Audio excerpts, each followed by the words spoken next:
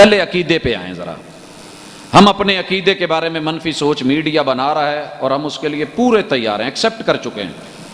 اللہ کے لیے اپنے دین کے اوپر حرف نہ آنے دیں. اپنی ذات گرمی برداشت کر لے، گوارا ہے، لیکن دین کے معاملے میں ذرا مضبوط رہیں.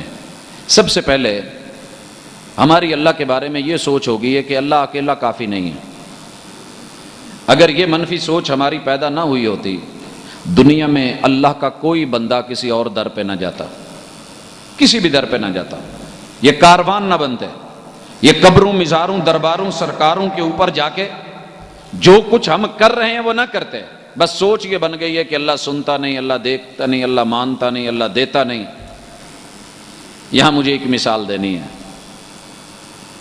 آپ لوگوں نے یہ چیز نہیں دیکھی، اکثر کانفرنسوں میں ہمارے بھائیوں کا یہ دعویٰ ہے کہ اللہ ہماری نہیں سنتا اور ان کی موڑتا نہیں، لہٰذا بزرگوں کے وسیلے سے فوت شدگان کے توسل سے جو مانگا جائے گا وہ ملے گا. اور پوچھ لیں بھائی وسیلہ یہاں کیوں ڈال رہے ہو؟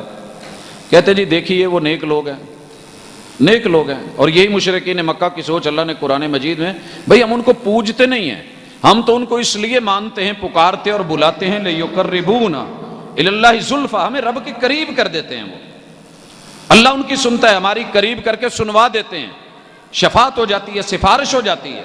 اللہ اکبر. اور ہر نماز میں ہر مسلک رکوع کے بعد ایک ہی بات کہتا ہے، سمیع اللہ لمن حمیدہ، سمیع اللہ لمن حمیدہ. یہ پیور ویسے مسلک اہل حدیث ہے، اور مسلک اہل حدیث کتاب و سنت سے ہٹ کے کچھ نہیں. لیکن چونکہ میں مسلکی طور پہ یہاں دعوت دینے کے لیے نہیں بیٹھا، مجھے کتاب و سنت کی دعوت دینی ہے، تو اچھی طرح سن لیں. قرآن جو کہتا ہے وہ حق ہے، آقا کا جو فرمان ہے وہ برحق ہے، محمد رسول صلی اللہ علیہ وسلم نے جو مثبت سوچ دی ہے رب کے بارے میں، تمہارا رب سب کی سنتا ہے جو بھی رب کو سنائے. سمع اللہ لمن حمیدہ، سمع ماضی کا صیغہ ہے، اللہ نے سن لیا ہے، یہ نہیں کہ سنے گا، سن لی ہے، وہ سن چکا ہے، اس نے سن لیا ہے. لمن حمیدہ، جس کسی نے بھی اپنے رب کی حمد اور تعریف بیان کی ہے. اب یہاں کوئی بڑا امیر غریب نبی ہادی مرسل راہبر ان کی تو سنی جائے، اور جو عوام ہے غریب ہے ان کی نہ سنی جائے، سب کی برابر سنی جاتی ہے. لہٰذا اللہ کے بارے میں مثبت سوچ رکھیں کہ وہ مشکل کشا بھی ہے، وہ حاجت روا بھی ہے. جس نے ماں کے پیٹ میں نہیں مرنے دیا وہ دنیا میں بھی نہیں مرنے دے گا.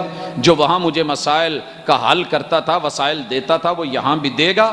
انشاءاللہ آپ کامیاب ہیں، اور ناکامی ہے ان لوگوں کے لیے کہ جو رب کے بارے میں منفی سوچ رکھ کے بیٹھ گئے ہیں.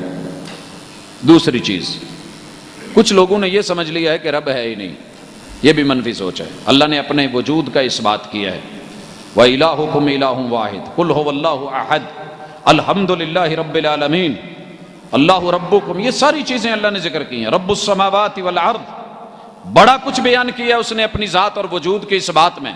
لیکن ہماری منفی سوچ ہوگی یہ رب ہے ہی نہیں، ہوتا تو دکھتا نہ، نظر نہ آتا. اس سوچ کو مثبت بنائیں، عقیدے کے ساتھ جڑیں. ایک سوچ یہ بھی پیدا ہوگی ہے فرشتوں کے بارے میں کہ فرشتے غلطیاں بڑی کرتے ہیں. جبریل نے غلطی کی، علی کے پاس جانا تھا، رسول اللہ صلی اللہ علیہ وسلم کے پاس چلا گیا. یہودیوں نے کہا جبریل نے غلطی کی، ہمارا دشمن ہے. بنی اسرائیل کے پاس آنا تھا، بنی اسماعیل کے پاس چلا گیا.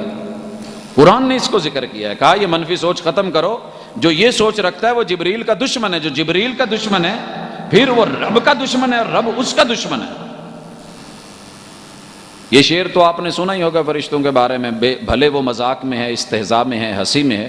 کیا ہنسی کے لیے اللہ اور اس کے رسول فرشتے ملائکہ یہی ہیں؟ فرشتوں کی غلطی سے رنگت ہوئی سیاہ، تل بنانے آئے تھے سیاہی بکھر گئی. کہ میرا محبوب تو بڑا خوبصورت تھا، یہ کالا جو ہے اس کی غلطی نہیں ہے، فرشتے بنانے آئے تھے. اللہ نے کہا تھا جاؤ خوبصورت مکھڑے میں، چٹے چٹے مکھڑے پہ جا کے تل لگاؤ تاکہ زیادہ پیارا لگے اور نظر نہ لگے. چشم بددور، اور فرشتوں سے غلطی ہوئی، سیاہی ان سے گر گئی اور وہ ساری بکھر گئی. تو یہ فرشتوں کی غلطی ہے، میرے محبوب کی غلطی نہیں ہے.